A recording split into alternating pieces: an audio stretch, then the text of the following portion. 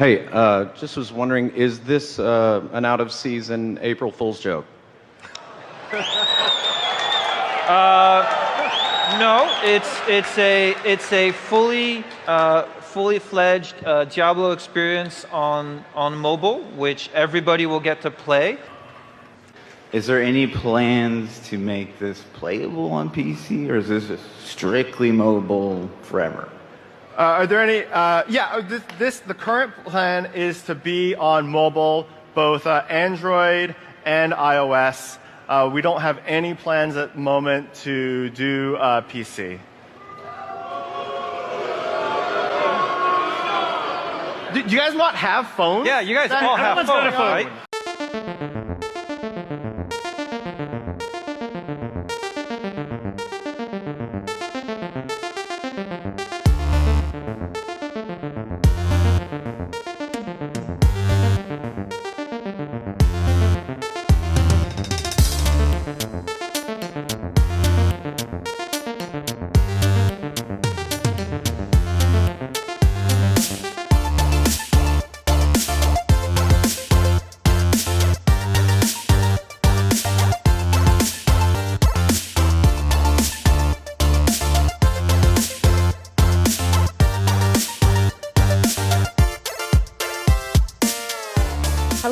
Hello, and welcome back to Furadashi Pod. I am your host, Lauren Ash, here with the lovely Nicholas. Dun, dun, dun, dun. All right, now we are super excited to be back with you guys today, and we wanted to say somewhat topical and actually look at all of the recent developments that have been happening in the Twitterverse, but also in the larger internet as well.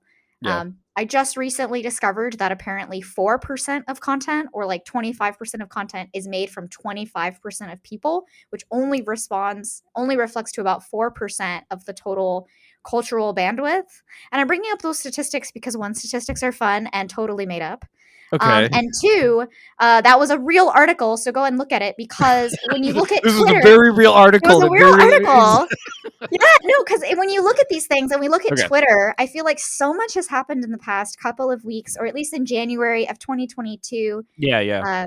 And in going into February now, that it's almost too much to keep up with. The joke is there's so much that happens on Twitter, like every single day, that what is Game Dev Discourse talking about now, right? Well, wasn't there just a too much thing today about like how there's too many indie games? I was seeing that a lot on Twitter. Well, it was between too many indie games on Twitter today, and it was also about asset reuse. Like, this person was so complaining about, they're charging so many dollars and they're using the same assets and animations. And I'm like, yeah, so that they could make more content for the new awesome title that's released. Like, sorry. So you guys you Furidashi listeners might not be aware of this, but when you make a game that has 200 hours of content, they reuse assets. It's a thing that happens because it wasn't just reusing it in a single game. Yeah, it was reusing it in a second game. But this is in multiple games. Yeah, this is the first time I really have ever had that argument come to the front, at least of my Twitter feed. So I'm grateful for that. But it's also looking at the Great Blizzard takeover, which is short for Activision Blizzard. Also the stuff that's going on with Raven. And there's also, there's just so many things to talk about today. Yes. So we wanted to kind of encapsulate that, and then also kind of lead into how this made us think about, monopolies in game development, where one company is kind of owning all of the companies, and how does that really, or does that not really work, right, in the actual platform and publisher relationship? What does that look like for platform economies? And so now that I've kind of given a brief intro, we're going to have Nicholas kind of just dive right in with his shotgun weapon, whoever that sound effect is, and let's go. So I wanted to rant about something that happened today, because so previously, it's worth noting that we did an earlier episode in which we talked about the Epic Apple lawsuit. That was a little while back. That was back in November, I think, the EPL lawsuit. And in that one, we focused more on sort of like macroeconomic issues, and I think I ended up talking about Marx the way I always do. But I actually kind of wanted to talk about the way in which this sort of like monopolization, and also sort of like the shift towards like companies being both like horizontally and vertically integrated at the same time, just creates a really miserable player experience. Like, I'm sorry. So, okay, specifically Microsoft. So, Microsoft, as we all know, has recently decided to purchase Activision Blizzard for a jabillion dollars. I think it was 69 million billion dollars. You're like, The number he said the number. No, anyway, anyway, for a really a lot of money. And it's likely that our dear friend Robert Kotick will be on the way out. Although, I think his friends call him Bobby. Bobby Because Kotick he's is such a on the way out. Bobby. Jesus. Bobby Anyway, Kotick. I mean, like all of the press releases say that he's going to stick around, but it's like, yeah, Well, sure, okay. legally, I think he actually will need to stick around for at least another year, like legally. Yeah, to finish the deal, yeah. Yeah, to finish the deal, right? Yeah. Like that's just unfortunately laws, America. But with this, that means that like another major studio is going to be brought under the Microsoft umbrella. And I don't okay, so one, I'm not a huge Xbox fan, but also like there was a time in my life when I would have been a huge Game Pass booster. And the reason why is because even though I don't own an Xbox, I do own a personal computer, otherwise known as a PC, and there is a version of Game Pass for PC. And it's actually really good. I mean, in a lot of ways. One, it's just like it's a lot of new games that you only have to pay $10 a month for, and that's a pretty good deal, to be perfectly honest. I got to play Halo Infinite as part of this, and because I would not have otherwise purchased Halo Infinite.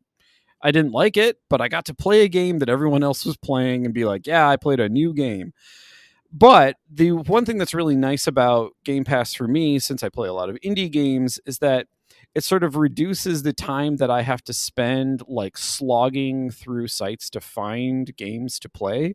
I mean, I enjoy the experience of being on itch.io and like finding weird student games, but it's nice to have a curated selection of indie games just sort of there to look at, someone that is like actually gone through these things and said like, hey, this is, worth your time, even if it's not necessarily like perfectly ideal for you. But the experience of using Game Pass itself on the PC is miserable. Just absolutely miserable. And if you compare it to the other major platforms that you have for PC games, like the Epic Store and Steam and GOG is crap, but GOG is even better than this. And the major way in which it's better is the fact that like I don't have to reinstall GOG every single time there's a Windows update. I do have to reinstall Xbox for PC every single time there's a Windows update. That's really annoying. Why is that? Because this has always been true with Microsoft products, because Microsoft has always been about like integration and having everything built and like creating sort of like the one platform and like the one operating system to rule them all, like fucking Sauron and Mordor. And so, but as a result, they don't do any of the pieces correctly. Like Internet Explorer is a terrible browser, but it's fully integrated into Microsoft Windows. So that's the thing, is that they have all these things that are sort of like pushing towards integration, and also with, I believe it was with Windows 7, and now also especially with Windows 10 and Windows 11, there was this move towards like having a unified operating system for all devices, because they wanted to have, Microsoft like tablets and Microsoft phones. No, I remember that was Windows 8, because I actually ended up trying to develop for Windows 8 using Azure and their like cloud supported software. And I have to tell you that it was almost impossible as a developer to use, especially for an independent developer to try to get any sort of app in it. And Windows 8 itself was just a terrible interface. Oh yeah, Windows 8 was also just a bad operating system. I wasn't in a Microsoft, so I actually was a part of the Microsoft Ventures project that they did for people in school. I did that like my senior year or something while I was working on my thesis, because I had all the free time in the world. Of course not. But all this to say that as I'm working on this project, I think the most ironic thing that happened is we had one of the Microsoft presenters that was a spokesperson for Microsoft telling us how to use Azure, and their presentation wasn't working. And they were like, hold on, let me just switch over to my Mac.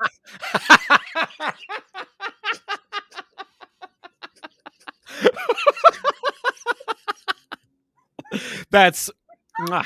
It was so perfect because they hopped off of the call and we're all sitting there and we're all muted. And I was like, do we laugh or do we just stop? And then the presentation like leader, the person that's facilitating the facilitator, right?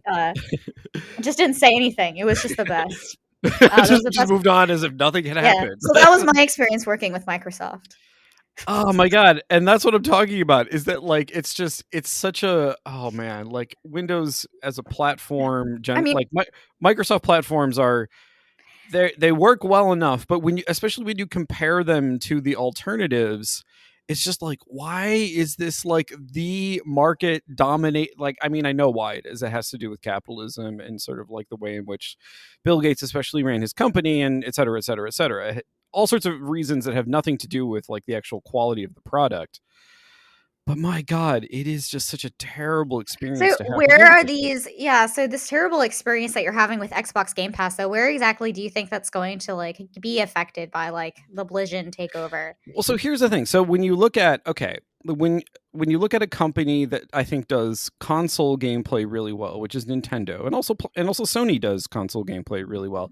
Like, they're not trying to do 5,000 other things. Like, Sony isn't developing an operating system. They're also not trying to get into the mobile phone market. They're not trying to develop like 100 billion different forms of technology that they're trying to get to work together. Like, for the most part, when it comes, I mean, Sony is a huge electronics company, but when it comes to developing the PlayStation itself is essentially a walled garden. I mean, it uses the old like Web 2.0 logic. It has its own ecosystem, its own framework. It works with all of the things that are designed for it, and that's it. I mean, that does mean that sort of like Sony doesn't really have necessarily like a thing like, I mean, they do have a thing like Game Pass, but it's crap. It's not good. Well, I would say I really like PlayStation Plus. I have the PlayStation Plus and I get the games. I play multiplayer on PlayStation. So I would actually say that I've never had Xbox Game Pass until we got it for Adachi so that we could play different games together. Yeah. And I think that for me, I have always just outright bought games. Yeah. And I think that for me, PlayStation Plus has been amazing because the titles on there, while they're fewer, are more regular and higher quality, in my opinion. Yeah. That, I mean, I'm glad that lots of things are on Xbox Game Pass, right?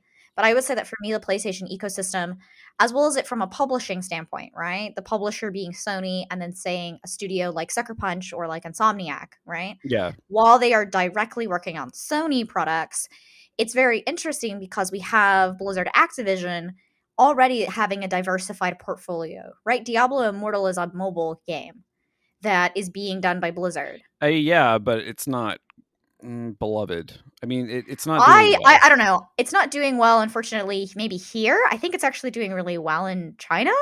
Oh, okay. I didn't know that. Yeah. So Diablo Immortal was originally developed. I mean, they're not going to say this, and I am not going to say, where I get my information, which is me. I am going to say this. Because to be fair, I actually haven't talked about this to anybody that I do know that works at Blizzard, so ha ha ha. Diablo Immortal really is going to do well for the mobile gaming market, which is in America. It's going to be everywhere else in the world. One of the largest battle royales with over 80 billion downloads is Guns Rise. I think that's what it's called, and it is the most popular battle royale in the world. That's not Fortnite.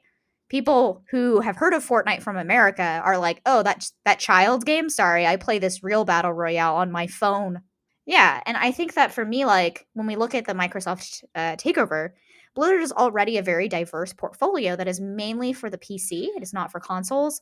And they've diversified right into mobile gaming with Diablo Immortal.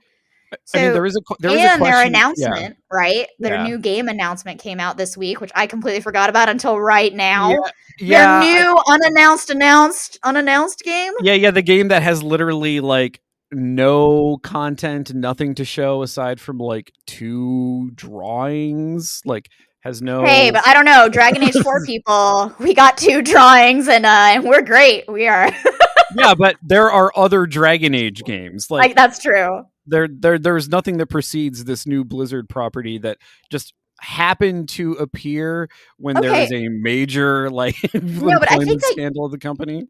No, you definitely put something into it though, because there is the meme, right, with the Microsoft Windows background, and then you have the World of Warcraft classic archway. And every Yeah, time I yeah. see that meme, I just hear dun dun dun dun, but like in World of Warcraft orchestra, and I'm just like, no, right? And I think you're kind of going onto that fear of like from like the right that's a consumption standpoint, that fear of Microsoft Studios, right? Their gaming like I know like Microsoft's an umbrella, and one of Yeah. those, right, drops off the umbrella I or mean, whatever it's we, called. we could talk more specifically about sort of like the Xbox piece of Microsoft, even though, like I said, there is the Right. integration problem. But I would say that Xbox isn't actually like they're not the ones that have bought Blizzard Activision, right? That's Yeah, Microsoft has bought yeah, that's true. Blizzard Activision, right? And Yes. Blizzard Activision, I don't know, almost being like the publisher of it. It's just interesting because Blizzard is a development studio. And I think Yeah. that's kind of the crux here is that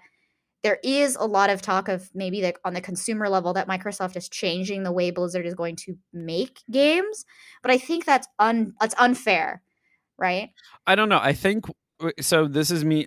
All speculation is worthless. It's a mugs game. However, Right. I mean, one of the major differences is that sort of like Microsoft primarily develops for console with PC also in mind at the same time, but they're generally developing primarily for console because they make a console, so that makes sense. Blizzard doesn't really develop, or at least up to now, with the exception of like Call of Duty, Raven, which we will get into, which does all of the Call of Duty games now. Primarily develops for PC. I mean, Blizzard definitely like 100% develops for PC. They don't Yeah, really Blizzard develop for is console. currently 100% for it. And Blizzard Activision is hard because Blizzard is not Activision. Yeah, they are. There is kind of a firewall between the two. It's a pretty big firewall. It's a pretty big firewall minus like upper CEO management. Yes. Right? But on the development floor, right? Like Blizzard employees do not work on. Yeah, and so the thing is, like, when you look at sort of like the major franchises that historically have been a huge success for the Activision side, I mean, sort of like, your Guitar Heroes, your Call of Duties, like those were primarily console games. And so they had a console focus. Whereas the Blizz side of the equation is the opposite. So then the question, I think, on a lot of people's minds is that with this, we haven't answered the question, why did Microsoft purchase this? Like, why did this happen? Like, Microsoft is not necessarily buying studios. They're not purchasing, like, they don't really need to have the employees. Like, what they're buying are IPs.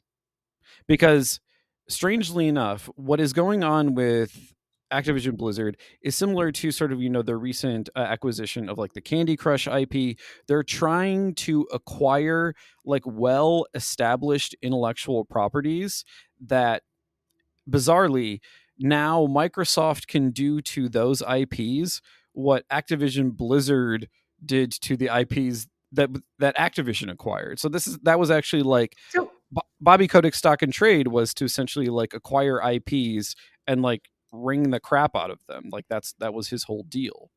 for which, could you just kind of repeat that? Because I think Okay. you're kind of landing on an argument that Okay, I so want to argue against, I guess. Okay, so Or for, we'll see. Bobby Kotick's MO, and he was very open about this. In fact, I have sources, so I'll just go to the sources.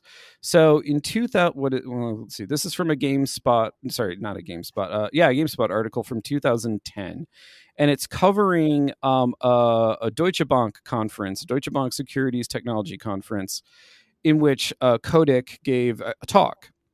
And at the Q&A of this talk, some securities analyst came and asked this. Okay, I'll just read the question. So, what do you think the retailer's willingness these days is to hold inventory on the video game side? Are they building position? So he's asking a question about sort of like market position. But this was Kotick's response. He said, the question, are they building positions today, or are they still very reluctant and very careful of how they are buying? The context for this, by the way, is the global financial crisis. And Kotick says, I don't think it is specific to video games. I think that if you look at how much volatility there is in the economy and dependent upon your review about macroeconomic picture, and I think we have a real culture of thrift, meaning at Activision Blizzard. And I think that the goal that I had in bringing a lot of the packaged good folks that we brought into Activision 10 years ago was to take all of the fun out of making video games. I think we definitely have been able to instill the culture, the skepticism and pessimism and fear that we should have in an economy like we are in today. And so while generally people talk about the recession, we are pretty good at keeping people focused on the deep depression. So from his perspective, honestly, the fact that Activision makes games is irrelevant, because for him, it's about the way in which you approach your market position and instilling in your employees the same kind of thinking about the products. In other words, earlier in the same talk, he actually went on to say how proud he was of the fact that, like, when Activision acquired Blizzard, like, he would have all of these directors and studio heads who had never thought about a spreadsheet a day in their life, and now are all of a sudden like doing all of the dumb economic speak. He was proud of that. He was proud of the fact that he had taken creative individuals and essentially turned them into economists. And so, like, that's the thing that Activision did to the various studios that it acquired, and especially when it acquired Blizzard from Vivendi. So what I'm trying to argue is that I believe that Microsoft is now essentially doing this to ActiBliz. Okay, awesome, great. I think we're on the same point, but I wanted to highlight not just that, the discussions that you're having potentially now, right? And okay, one, that was a very heavy quote, and we should actually let everybody kind of sit on that.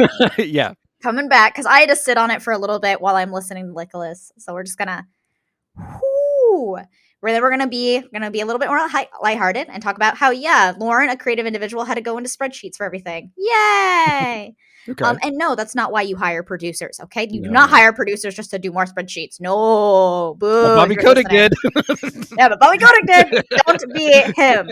All right, but something that everybody, like, we're kind of swathing over is we're swathing over all of the other companies that Microsoft owns. Yeah. And all the other companies Microsoft has acquired this way. So Activision, acquired Blizzard and did that to Blizzard. And what has happened since then? That is, right, this growing kind of consumer sentiment of, we know and recognize that fear. That's why he acquired Blizzard, right? Is to make an economy of games. Yeah. Now we're getting into what I like to talk about, which is the monopoly of games, right? It's about monopolizing and controlling the market so that you constantly have this sort of drip feed tactic to the consumers for what they need and what they want to expect. Yeah. This comes into, say, something like Skyrim, for example, which is owned by Bethesda, but Bethesda is actually already part of an umbrella corporation known as ZeniMax Media. Yep. ZeniMax is most well known for every single game that has come out of Texas, because every game company, including id Software, so Doom, Wolfenstein, Borderlands, Arcane Studios, Dishonored, Skyrim, right? Fallout. All of those are in the ZeniMax umbrella. ZeniMax itself has a clause, or did at the time, ZeniMax Online had a clause where if you worked for Arcane, within the next 3 years of leaving Arcane, you were not able to work for any other ZeniMax corporation because they didn't want any competition between it. Additionally, you also weren't allowed to leave the studio and start a company or make games with any of the fellow employees that you have worked with at any ZeniMax. That includes Bethesda not only in Maryland, but in Texas and North Carolina. It also includes all of the Arcane studios from around the world, because ZeniMax acquired Arcane, and Arcane Studios is also in France. Yes. Now, I don't think that would actually work in France, so I'm sure France has different laws. But in the United States and in Texas, which is an at-will state and an at-will company, when I was looking at getting into the games industry, all of a sudden, all of the companies that were under the ZeniMax umbrella, because of that clause, no longer made me think of applying to those companies. Yeah. Now, I know that sounds weird because it was my first job, and yes, I looked at those companies. But what else has Microsoft acquired? Obsidian. Yeah. Microsoft has Obsidian. Yeah. Right? Microsoft also actually has GitHub. Yep. Right? So Microsoft has GitHub now. Oh, okay. Now we're kind of getting into, right, even bigger. They also actually acquired Ninja Theory, and they acquired Undead Labs, which they've had Undead Labs for a very long time. Yes. That's a State of Decay. And they also acquired Forza Horizon. Yes. Ninja Theory did one of the Devil May Cry reboots. Yeah. So I am bringing this up because the reason why ZeniMax made the news was because of Skyrim, right? Yes. But they were only valued at, I think, $7 billion or something like that. Activision Blizzard made the cut because Blizzard had already been bought by Activision, and now Blizzard is being bought by Microsoft for like the 69 billion. It was actually 68.7 billion. Okay, so it's not the number. Thank you. It's not the number, It's not actually. The number, guys. It's not the Nope, number, not y'all. nice. But I think what's interesting about this is you look at all of the things that Microsoft has acquired, and then we start talking about a monopoly. But I think it's hitting on the reason why it's hitting on it is because you already have to develop on a Microsoft operating system. It's just easier. You're able to port from the Microsoft OS to a iOS or Mac operating system. Most game developers operate on either a PC, right? Yeah. But you also have to have, Microsoft Word, right? They do so much of the software for Word or PowerPoint or Excel, spreadsheets. Like what I'm getting at is Microsoft is already so much in our lives. Unlike Sony, right? We don't have a Sony operating system on our desks, right? No. We don't have a Sony phone anymore, unfortunately. Sony Ericsson, I miss you. I don't know. Do you remember when Xperia came out? I was like so looking forward to that. Anyway, We'll have to get you a BlackBerry so that way you can be. No, use only the Sony version of the BlackBerry. No, and I think that's what we talk about when we talk about monopolies in the United States. Is monopolies are a company that owns the market in a huge way, and the way they get around owning the market is by saying they're doing games, but they're doing operating systems. But we're not arguing about Sony creating a monopoly when it starts buying out all these indie studios, right? Yeah, I think my argument is that this is actually a little bit more psychological and at the consumer level than I think it actually is practically. Because while I do agree that the monopolization of game development is happening, it's very curious to me that it's happening when we see the large amounts of money that go to acquire another studio, point A. Point B, it's with Microsoft, which is so entrenched in our daily lives for everybody, right? Like non-gamers, like my grandma knows who Microsoft is, right? And so many people have Macs and then boot camp it for Microsoft OS for whatever reason because things won't work on the Mac, right? Yeah. So it's not just, right, point A, the value of money. It's point B, the global presence of Microsoft in the daily lives, right? That leads to point C, making the argument for the monopoly that was otherwise hidden from the basic consumer. True, but I think so there's an immediate comparison that comes to mind. I agree with you that it is a little bit like Microsoft is really easy to perceive as like the evil bad guy because historically they have been the evil bad guy. And Microsoft has also been subject to, probably the only significant anti-monopoly lawsuit, the only Sherman Act lawsuit that I can think of that significantly hit a software developer, and it's arguable that it didn't really hit Microsoft. Yeah, and I'm not trying to paint Microsoft as the bad guy because so many people in game dev have worked for Microsoft. Yeah. So but the thing is, for the reason of them owning all the companies. Plus, if we're going to get into the evilness of software developers, then we kind of have to go into all of them. But that's not my point. My point is sort of the one about the sort of the overlord, the Sauron of integration. And the reason why this is important is because you can actually make a comparison to another ecosystem of not really a monopoly, but sort of an ecosystem of integration. And that's definitely with Apple. Because, the way in which sort of iOS is integrated with the Apple Store is integrated with their hardware, their software, and also the fact that generally speaking, when it comes to sort of software for various creative endeavors, particularly when it comes to audio editing and video editing, Apple products are generally just better for it. And as Lauryn's funny story earlier made very clear, oftentimes Apple products are just kind of more reliable. Also, Apple did actually make inroads into the mobile ecosystem, and they did it effectively. They have the much better tablet system. They have the much better back end for those tablets. They have the much better back end for the mobile market.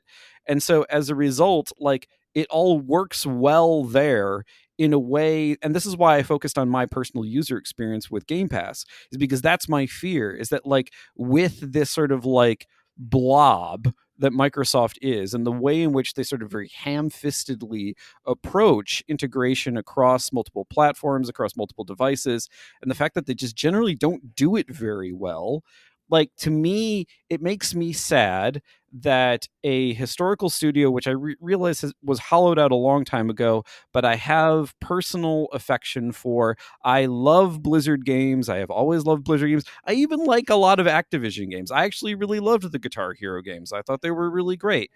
To see a situation in which, like, a storied studio first gutted itself, like, a samurai's retainer, and then after gutting itself, as its like intestines are spilling onto the floor, it's like $68.7 billion, please. And then sort of like the demon overlord of all software development comes along, like lumbering, like, I will eat Acta-Blizz. And then it does. And then, Apple is sitting over there and you're like smoking a cigarette, just going, okay, whatever, guys. Do your thing. Like, it's really Apple it's is really, the smoker on the balcony. it's really Just going, frustrating for me. okay, gendarme, you keep that up.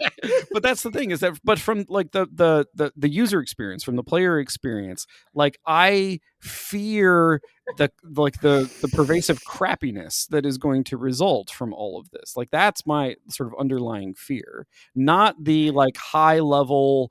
I mean, I find the macroeconomic stuff really interesting, and I really do love shitting on Bobby Kotick. However, like, the fundamental fear that I have is like that for me, they're like, I mean, BattleNet is also not a great, system. However, it at least was functional in a way that for me personally, Game Pass is not. And I don't look forward to having to play like Hearthstone on Game Pass. There you go. I don't look forward to that.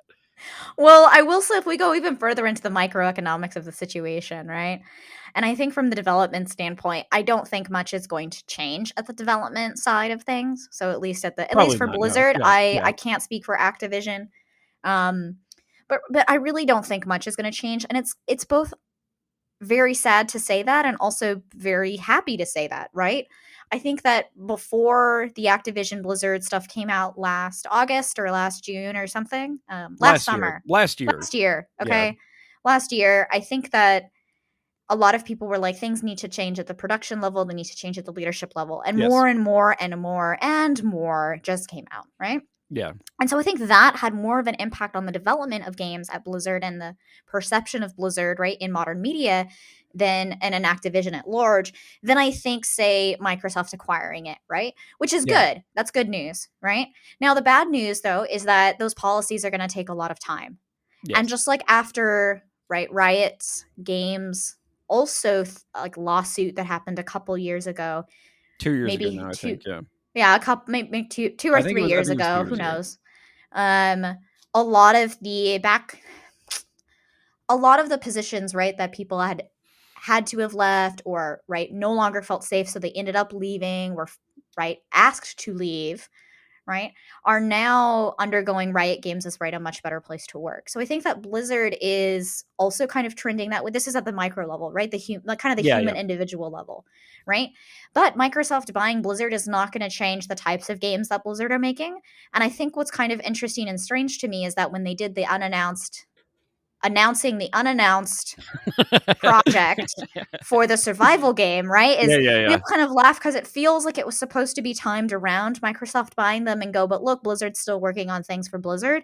Yeah. And I think it kind of did a little bit of that, but I know everybody in my friend group, when I, posted it, I was just like, everyone's face was just, oh, it's a survival game. What is that going to be, right? Because they didn't do a large opening for it. And you could tell that Blizzard owned that announcement, okay, would not have done that. Whenever Blizzard announces something, it's BlizzCon level, right? It's BlizzCon 5.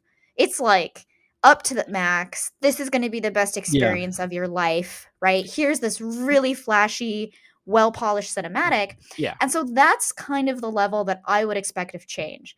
I would expect more of the marketing and more of the Microsoft, like, hey, we need to show the public a good face. Yeah. Even if it's 2 concept images that the art director had to be strangled to say we're okay to show on a public media site. So, right? Yeah. I mean, okay. That's at the very micro level. Yeah. been very doomy gloomy this episode, so I kind of You have want. been very doomy gloomy. I apologize. So I'm going to sort of like bring it back around on a somewhat more positive note. I'm going to start from a doomy gloomy place, but I'm going to bring it back to somewhere else. Bringing it up. So Bring us down, build us back up.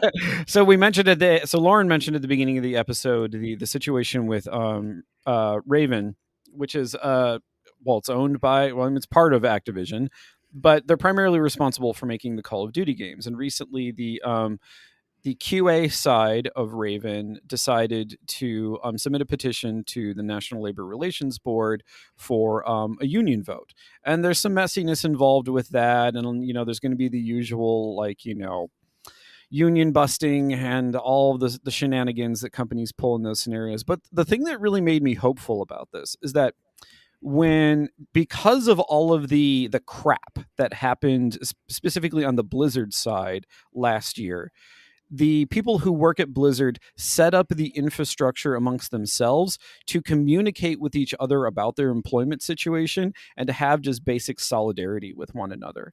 And what that meant is that when this situation most recently arose with Raven, people in the Blizzard side of the firewall, were able to act in solidarity with them and support them because they had established this infrastructure for themselves and were now able to pass it on to not necessarily their colleagues, but definitely people that they sympathized with, that they felt some camaraderie with, that they felt basic solidarity with. And so I think what's interesting is that out of the crappiness of all of this and all of my fear and my anxiety about things that will happen, it's really interesting that because of this crisis, it also means that something very positive for game developers themselves may in fact result. And so it's to I guess put like a nice stamp on this. This is actually a fundamental contradiction that I actually said I wasn't going to talk about Marx, but now I'm going to talk about Marx. This is something that Marx knew we were talking about Marx as soon as you had said capitalism, economy, monopoly, and platform integration. And then those are the key words. One of the things that Marx talks about is sort of the fundamental contradiction inherent in capitalism, that capitalists have to bring people together in a shared space in order to exploit their labor.